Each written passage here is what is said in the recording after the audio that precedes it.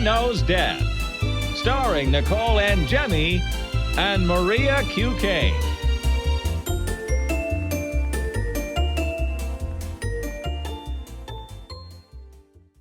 Hi, everyone. Welcome to Mother Knows Death. We're going to talk about a few accidents and deaths involving restaurants, the new food pyramid in Dr. Oz's alcohol guidelines, including the misuse of the word lubricant. I hate that word. It's just gross. It is gross. Used in any other circumstance except for what it is. A cocktail ingredients used to make fancy drinks that could cause your stomach to explode, and jewelry that shows just how much you really love your man. All that and more on today's episode. Lots of restaurant incidents this week. Okay, first, at a McDonald's, an employee was hospitalized after their earbud fell into the deep fryer and then they stuck their hand in to try to retrieve it. This makes me want to crawl up and die just thinking about how absolutely painful this must be. Yeah. And it's instinct though, right? Yes. I mean, my question is like, why are you allowed to have earbuds in while you're working at McDonald's? Side note. Like, how are you paying attention to your surroundings and your coworkers? And I can't stand the earbud thing. It's not good for socialization. Like, if you're, I have good memories of working at like Boston Market when I was a kid. It's like you make friends with your coworkers and you have fun and like, it's just like you shouldn't be like when you're at work, you should be working and focused on your work. But that's a side note. I understand the instinct thing. Like I dropped when I was just in New Orleans, I dropped my phone in the toilet and like I stuck my hand right. Thank God it was like a clean public, it looked clean at least. It wasn't like one of those completely skivach ones, but I stuck my hand right in because I was just like, this thing can't be wet like this. Like it's just an instinct. And then the oil, oh my God, I can't imagine. Oh my God. Even the other day I was just cooking bacon and like truly the most minuscule splash hit my arm and it hurt so bad. I can't imagine sticking your whole hand in there. Yeah, I mean, if it was really in there for enough time, I mean, this person could possibly require skin grafts. Like it could be that bad. And on your hand, especially, just all of the strictures that you could get from the contracted skin and everything. Oh my God, it just sounds horrible, and quite possibly we'll be dealing with this for a long time. God, it's so horrible. All right, so then also at McDonald's, this is not really adding up to me. I don't know if it is for you. So they're saying that this grandpa gets to the drive-thru and he approaches the payment window. And I thought he dropped his card and was getting out to get it, but it doesn't seem like that's what happened. They're saying he opened his car door and partially got out to try to further reach the payment window. His car wasn't in park, and then something happened where the car moved, which pinned him between the car door and the payment window, and he ended up dying from the injuries. Yeah, I mean, I feel like I've heard about this happening. We might have even talked about it on the show. I'm not sure. But it happened when a person, and that's happened to me before too. Like you're going to hand the credit card to someone and they drop it or you drop it. And you have to, it's hard because when you're in the drive-thru, you're not in park typically. Your foot's on the brake, and you're just like, open the door to reach out and don't realize that like when you reach out all the way, you're then taking your foot off the brake and then the car starts to drive. So the same thing could have happened with him. And if he felt like he was too far away from the window, he may have already tried to turn his tires in to get closer to the window and didn't get close enough. So when he lifted his foot off of the brake, like the car pinned him against the wall. And he probably, I would assume that he died from like a positional asphyxia where he wasn't able to contract his chest to expand his lungs in order to breathe. Yeah, because I assumed it was the card thing, but I guess like some people, if you park too far away, you might try to get out and stand in Yeah, between. like if you're too far from the window, sometimes you feel like you might not be able to reach. And it's just something, it's just a really unfortunate accident. Like if his car was in park, it would have been fine. You know what I mean? It's just like, Yeah. and if the guy's elderly, like he might not be with it 100% and things like that. So it's really terrible. Well, one of his kids had shared too, I think on her social media account, that his leg was amputated a couple years ago. So maybe he had difficulty getting out of the car. I don't know if he had a prosthetic on or something. I would assume he had a prosthetic on, but I don't know. So it's just really sad to think that this happened when it was like 10 o'clock in That's the another morning. thing too, because if it was his could you imagine that I'm sitting here and I'm like, what foot do I drive with? It's just like, so isn't it weird when Wait. stuff like that happens and you're just like, I just can't even do it unless I'm in the car. Wait, did you see that video Lauren posted? I was literally dying. It was like a woman crying and she said, "My husband went through my phone to try to look for bad text messages, but he found something worse." And then it was her calculator that said, "What's 11 minus 3?" That's great. And I'm like, "Oh my god, I think this is awful." Yeah, it's like that. So it's your right foot. So let's say, for example, his right foot was amputated, right? Like if he did, so he has a prosthetic. You can't, it might not connect with your brain as much that your foot is on the pedal because you can't really feel it anyway. You know what I mean? Yeah. Like, not to say that he doesn't know it's there, but when you're just quick and you're not thinking, you're like, a lot of times lots of things go on at one time and you're just not thinking. And then all of a sudden, like, it's a terrible thing. And by the time, like, the McDonald's people are in there, there's a possibility that there wasn't even, because sometimes there's not even someone at the window. So someone might not have noticed, like, at that very second and ran outside and tried to fix the problem. Like, it could have been a couple minutes before someone was able to get him away. If nobody was in line, there's like a lot of different things that could have happened. Yeah, and they were saying another employee tried to go through the passenger side to try to help him out, but it just wasn't. I mean, think of how heavy a car is, or Yeah. if you're not in the right position, it's really difficult to move. So yeah, that's a shame. it's so sad. All right, so then this next story is from Outback. So this guy is suing Outback, claiming that while he was using the handicap toilet, it suddenly shattered beneath him, leaving him with serious injuries. All right. So what do you think about this? Like, I mean, if you go in a public bathroom and sit on a toilet, you're not thinking that it's going to shatter beneath you. And porcelain, I have a couple posts in the gross room with people that get cut by porcelain. I have one in particular where a guy like woke up in the morning and felt like he was going to faint, and he must have fainted and hit the toilet, and the toilet broke when his body hit it, and he was like he had like this huge incisional wound from the porcelain. Like there's stories of people who get cut on, those ones that were like the soap dishes that were built in. Yeah. They could really hurt you. Oh, I believe that 100%. That was the first thing I thought. I 100% believe he has serious injuries because and like the specific quote that they used was that he's lost an important bodily function and lost capacity for enjoyment of life. Like, I'm just assuming that penis injury, some kind of penis injury, which is possible because like he's naked.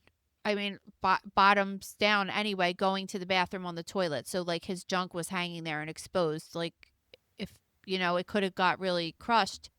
I guess my first question is obviously like, because the only way that they wouldn't really be liable is like, how heavy was this guy? Was he, because there are weight capacities to things. And if he was beyond that, then that could potentially be his fault. So he's going after them, saying they did not properly secure the toilet to the floor. I mean, there could have also maybe been like a stress fracture in it too that maybe started this whole thing. I do think his lawsuit is kind of reasonable. He's only seeking $50,000, which I don't even think would probably cover his medical bills for this. Yeah, I mean, like, it just depends on what kind of toilet it was, because the ones that just go directly into the back of the wall, they're kind of like hanging there. Like, they don't have the weight capacity that one on the floor does. Yeah. So if they just had the one that was in the wall and that was the ones they had, if you're a person that's like 500 pounds, like you shouldn't use toilets like that. But is it the liability of the restaurant to say that there is a weight capacity on those? I mean, I don't know. There might be. They always have tags on the back. I mean, I don't know. So yeah, I mean, I guess that's a big factor in all of I this. mean, But yeah, at I the guess same it is. I time, feel like like I guess it is. I would say it probably is. I would say Because they do that with elevators. Like the weight that, like, don't get on here if you weigh this much, because this elevator could only hold this much. Don't get on here if you're exceeding the weight, kind of thing. I'm surprised they would even allow those like floating toilets that have weight capacities like that, especially in the United States where obesity is more prevalent, because you cannot deny somebody in a public space like a restaurant like that the use of a toilet, right? And I even remember at the restaurant I worked at, like, we had a men's room which just had a urinal and a sink, and then we had a quote unquote woman's room upstairs, and then our other two bathrooms were downstairs that were full for both genders. And we got a violation because they were like, you have to have a handicap accessible bathroom upstairs for everybody. It can't just be marked a women's room.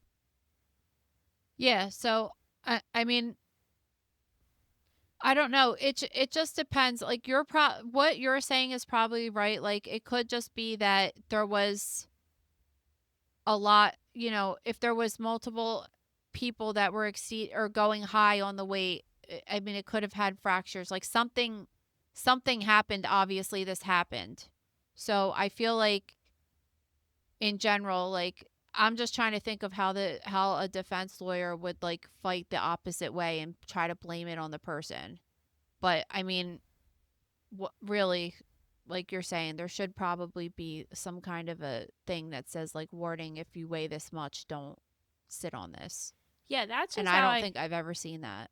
me neither. And that's just how I could see them going after the restaurant for being liable. But at the same time, I mean, if they could prove the toilet wasn't properly secured down and it maybe had a fracture that wasn't taken care of and was I don't know how they're going to prove that, but Could you imagine, like, seriously how embarrassing that is for this guy? Just on, no. like, imagine going to the bathroom and getting injured to that point, like, and then either someone hearing it or someone coming in and finding you like that, and you're half naked and like you're sitting in a toilet, maybe you've already taken a shit. It's all over the place, right? Like, it's terrible. It sounds absolutely horrific. And I imagine his injuries were quite severe, seeing, like, I know from what we've seen in the grocery room, obviously, what porcelain can do to people, but just think of the texture of it, how horrible that would be if it cut you like that upon force. Yeah. Yeah, really. And on top of that, all of the dirty bacteria and everything that's all over a toilet of multiple different people going into those open wounds like that. Ugh. No thanks. This episode is brought to you by The Grocery Room. Guys, this week we had some really interesting cases. We had one of a terrible crime that happened on New Year's Eve, which I guess it's technically a crime, but also kind of an accident. It's like one of those weird areas. We finished up our high profile death dissection on Brian Walsh and the death of his wife Anna Walsh, and that's the one where we really get into the forensics of the case. I do have a really good post that's going to be going up this week that I am still waiting for additional photos, but I can't wait to share it with you because it's pretty out there. And last Forensic Friday, we covered the somber anniversary of John Benet Ramsey's death the day after Christmas. So all that and more in the grocery room. Check that out. Head over to thegroceryroom.com now to sign up. All right. So this week, a new food pyramid was released, which I have to say that I'm pretty happy that happened, because the food pyramid when I was a kid is probably the reason that a lot of us have like weight problems now. Well, I think a lot of people still live by it too, where they think like white bread is super healthy. it's just so it's so crazy that ever happened. I just remember though, like I specifically remember learning about it and just being like, oh, like the bottom of the pyramid had the most bread and grains, and I just remember like it's hard to get out of that mentality to just be like, yeah, like if I just eat a bunch of rice and rolls, like I'm getting like the most nutritious food of the day. Like whoever thought that was good? I don't It's like know. it's kind of weird. It's just but like you have this whole entire generation of people that you taught the best thing for them to eat all day was carbs. It's just like hard to rewire your entire brain on that, but You think it so was sponsored by Big Bread? They Pro- really just really probably pushed. like freaking straight up Wonder Bread was like, "Yo, here." um it's just like I don't know. Sometimes you just got to wonder like what the hell. So anyway, it is what it is and they changed it. So now they changed a little bit of the recommendations too when it comes to alcohol. So what was it? So, yeah, Dr. Oz is talking about the new federal guidelines for alcohol consumption, and he's saying that the main takeaway should be don't consume it for breakfast, which obviously.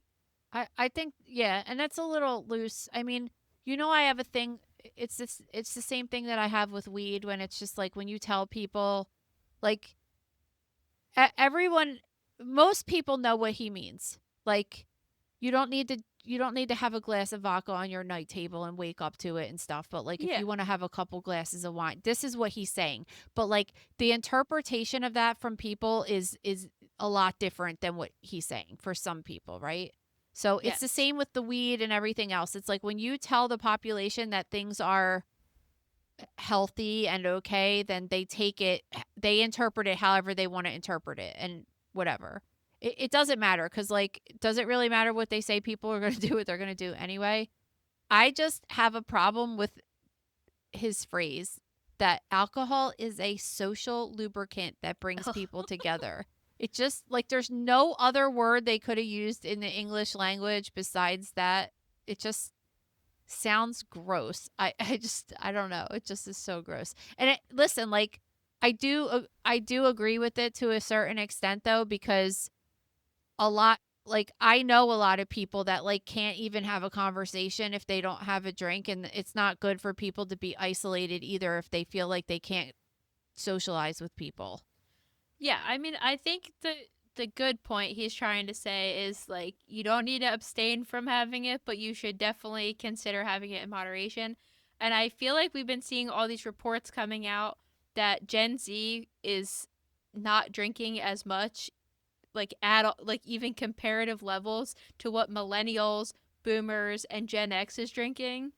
So I do think that's fascinating, but I heard on another show them talking about like maybe they're not drinking as much because they're not going out because the phones have made them so socially debilitated that they just don't even care to go out and interact with other people, and that's kind of a problem too. Speaking of the Frankenstein book that I read, like I just couldn't help but think about Zuckerberg the entire time I was reading it. Just like this monster that this guy has created. It's not it's like I'm not even joking. It's just and I guess the phones are like Apple too. Like there's a lot of people complicit, but it's just like really it's just so bad for everything. Um I hope it changes at some point, honestly. Like I just hope that everybody's cuz I was saying this to Gabe and like I hope that I make sense when I say this.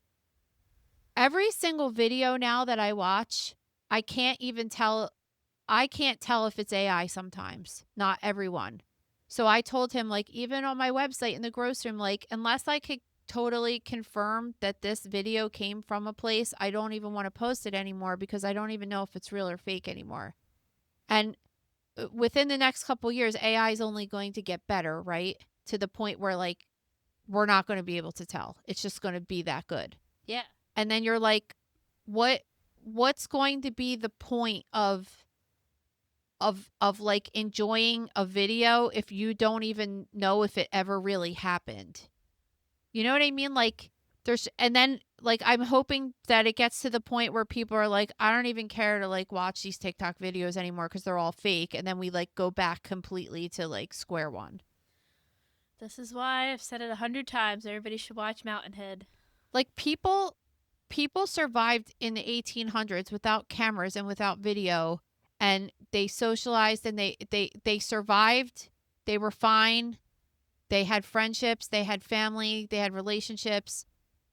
Like it could is it possible that it just goes so far up that it goes back down again cuz people are just like, cuz I think about that, like, are you really, I understand that actors and actresses are worried that AI could take over, which 100% could happen, but like, do you really want to watch something that didn't even really happen? It It's just really weird. It just really can't though. Like I understand like it maybe could work its way up to that, but where we are right now, I don't even see it as a threat.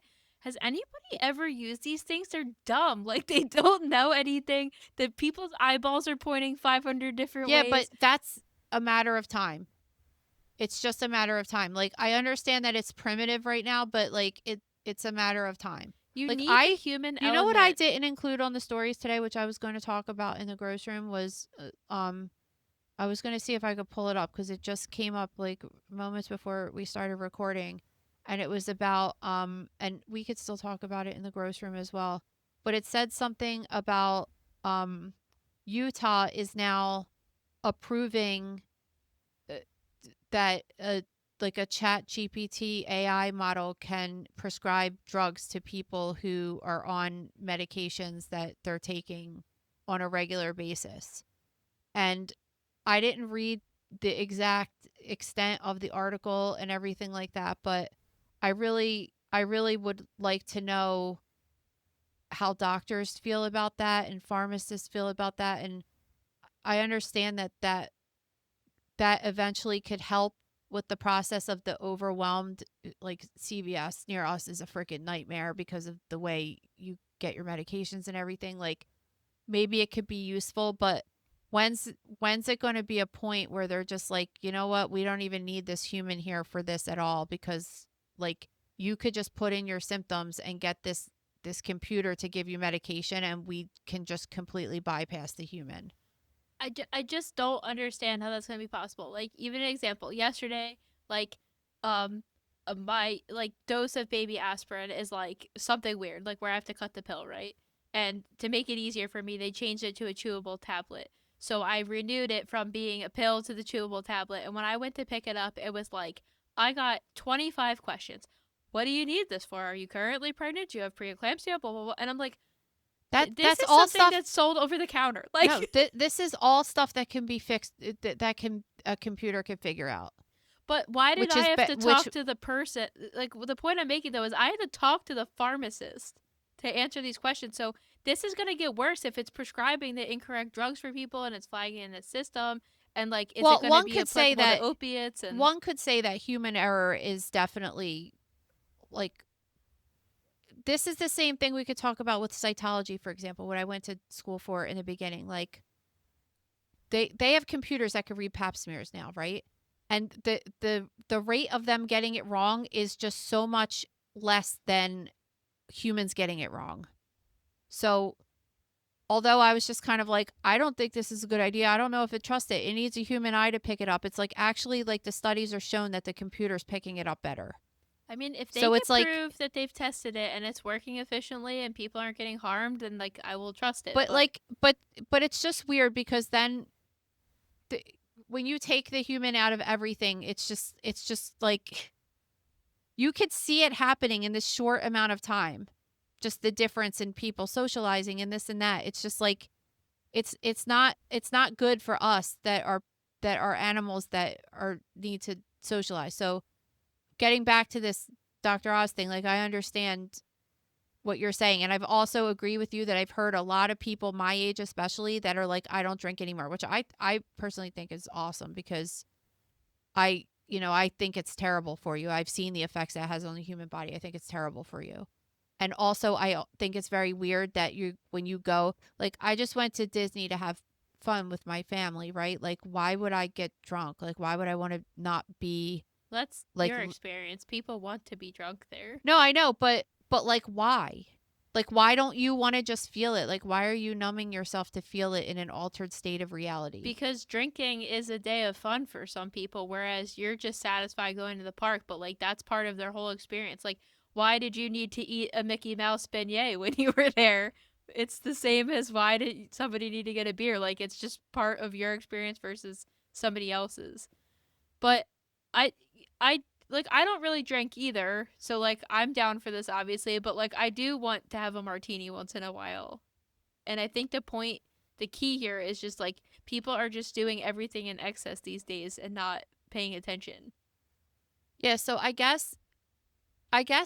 didn't really realize this, that the old, and I go back and forth with this because I don't, like, I think alcohol is terrible, but I also agree with what Dr. Oz says, where he was pointing to these blue zones. Have you ever heard of these blue zones? Like I don't really know how to They're explain like it. You explain. areas, they're areas of the world where people have like an exceedingly high level of living, like a longer life than the average lifespan. And in Okinawa, Japan, and in Sardinia in Italy, like, and both of those populations, they have people that just live healthier lives and live into deep old age, over 100 years old, right? And both of those populations, those people drink alcohol. So, and like, listen, that could be said about everything. Like, what type of alcohol are they drinking? Number one, how often are they drinking it? And then genetics, of course, because how obviously the heavily- genetics have a lot to do with it. Well, that and how heavily processed is it? Because as we know with some food in Europe, even though I got slandered in a review for saying this, they have higher standards in other countries of what they put in the food. Wait, what and did our- someone say? Someone Remember said, I said gluten was like poisonous and somebody was like, they don't even know what they're talking about. Gluten is not poisonous. And I'm like, no, I said compared to other countries, it is. it's not poisonous, but it causes it definitely has been documented to cause inflammation. So Yeah, because like the point I'm trying to make is in Europe, for example, they have way higher standards of preservatives and chemicals are going into food. And they're now thinking like all those things that are in food over here is causing this influx in problems in younger people that they're not seeing over there. So like it could be something to do with that too. I think it just has to do with our food pyramid. I I'm mean, pretty yeah. sure, like, I know that people eat bread in Italy and France and stuff, but like, are they eating it as like their main food group for 30 years? I don't know. Are they eating So- the whole baguette every day? I don't know. So anyway, wait, I wanted to say one other thing about this, what the recommendations used to be. I felt like I had this written down somewhere. It used to be like, oh, women should have 1 drink per day and like men could have 2 drinks per day or something. It was like very weird. And I'm just like, I don't necessarily think I agree that that should be changed because that's a weird way of wording it. Like, why are you telling people if you have 1 drink a day, it's okay? Because who drinks 1 drink at once, and why should someone drink every day? It's better to have like, wouldn't you rather have wine like once or twice a week and have 3 glasses at a time rather than But like, also like who wants 1 a day? It's weird. not all men and women are equal. Like some if There's they're some going like just really off, like, skinny, body smaller guys type. than me for sure. Yeah. Yeah, I just think that was a stupid recommendation. But I mean, like, it is important though that alcohol like can cause a lot of problems with people. Not even, they could also cause social problems for sure, but also Totally. can cause cancer and things like that, and heart disease. So it just needs to be, when I guess when you say use in moderation, like, what does that mean? People Well, want a don't have number. it for breakfast. Don't have, yeah. Okay, so also speaking of alcohol, if anybody's ever gone to like a fancy bar or restaurant, they sometimes offer cocktails where it looks like this like smoke is coming out of the glass. But now doctors are saying that that ingredient can make your stomach explode. Yeah, and explode is like kind of dramatic, but liquid nitrogen, I feel like I've talked about this either on the show before or on Instagram. Like, I've been talking about it for a while with those. Did you ever see those drinks they sell on the boardwalk called Dragon's Breath? Yeah, because Luber always Yeah, wants because it's like for the little kids want it, and it's like a drink that's fogging, right? But the liquid nitrogen is the same liquid nitrogen that they use to like burn off people's warts, right? Like it causes a burn, but it's such an extreme freeze that it could cause like frostbite or a burn of the skin. And when you ingest that, there's a chance that you can burn your stomach lining as well and cause a perforation. And they even cite this case. There's been a case in a medical journal of an 18-year-old girl that drank one of these drinks and went to the hospital immediately because she experienced difficulty breathing and intense abdominal pain. And they saw that this, not only did it burn a hole through her stomach, it caused air. So what happens is the air that's inside of the stomach could then go, along with the stomach contents, can go into the abdominal cavity, can compress organs, can eventually lead to an infection. And this particular hole that was made by this liquid nitrogen froze the stomach tissue so much that it caused gangrene, or it caused necrosis. It killed the tissue around the hole. They weren't able to sew up the hole then. They had to take out her entire stomach. Oh my God. That's forever. So now they're attaching her esophagus to her small bowel, and she doesn't have a stomach, and she's going to have to deal with those digestive issues the rest of her life. She's 18 years old.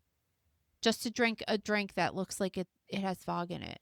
I hate that kind of shit. It's so upsetting. So I guess it's like, who's liable for this then? Like, are we even supposed to be using this, or there's just no regulations at all? I don't know. I do know that they sell it at the boardwalk, but for example, they do have signs all over the place that are like, because the ones that they do at the boardwalk now are like, I can't even explain what it is. It's almost like a blown up Cocoa Puff or something, like a puff cereal, like a rice cereal. And they put them in a plastic cup, and then they put the liquid nitrogen at the bottom of the cup. And when you but even if you pull one from the top, it's not that cold, and it's still, the smoke's still coming out. And they just say, like, don't ingest the liquid. It could cause burns. Like, they do have that at the boardwalk. It's written all over the place. Like, don't drink this liquid. If it's in the liquid, don't drink it. Like, it's all over the place. But then they hand them to kids that are 5 years old. Yeah. Right? Like, so whatever. I mean, I've let the kids do it, and I just sit there and watch them and make sure that they don't, like, I'm watching them when they eat it, and it's fine when it's higher up in the pile like that. But yeah, like, it could cause serious problems. So you just, and like, if you're drinking an alcoholic drink, you're inebriated, you're not thinking straight, like, you're just not paying attention, and you could drink that stuff that you're not supposed to drink. Yeah, it just seems stupid.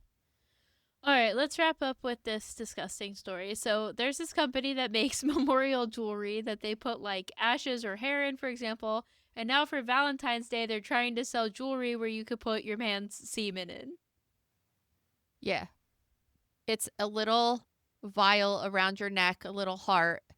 And what was the quote on the video? It said, POV, he's yours because you're wearing his DNA. Yeah.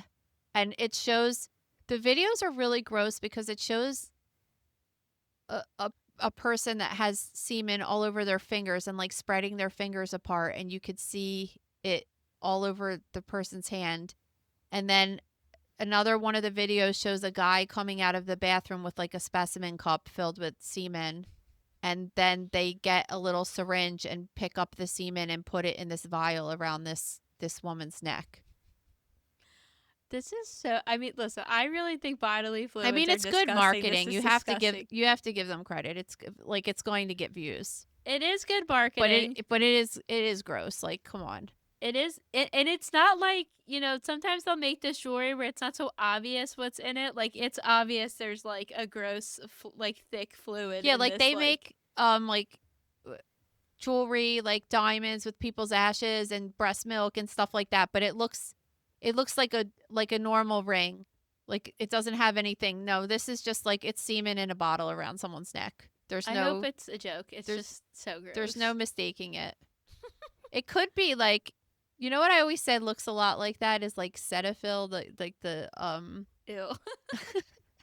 could be that soap. I hope it is for the ad purposes and it's not real, but yeah. I don't know. It's pretty gross. I want to Alright. know what you guys have to think, what you guys think about that. Would you wear your man's semen in a necklace around your neck? All right, guys. Well, we hope you have a good weekend. Please head over to our Apple or Spotify, leave us a review, subscribe to our YouTube channel. And as always, if you have comments or stories for us, please submit them to stories@motherknowsdeath.com. Bye. Have a good weekend. Thank you for listening to Mother Knows Death. As a reminder, my training is as a pathologist assistant. I have a master's level education and specialize in anatomy and pathology education. I am not a doctor and I have not diagnosed or treated anyone, dead or alive, without the assistance of a licensed medical doctor. This show, my website, and social media accounts are designed to educate and inform people based on my experience working in pathology so they can make healthier decisions regarding their life and well-being. Always remember that science is changing every day and the opinions expressed in this episode are based on my knowledge of those subjects at the time of publication. If you are having a medical problem, have a medical question, or are having a medical emergency, please contact your physician or visit an urgent care center, emergency room, or hospital. Please rate, review, and subscribe to Mother Knows Death on Apple, Spotify, YouTube, or anywhere you get podcasts. Thanks.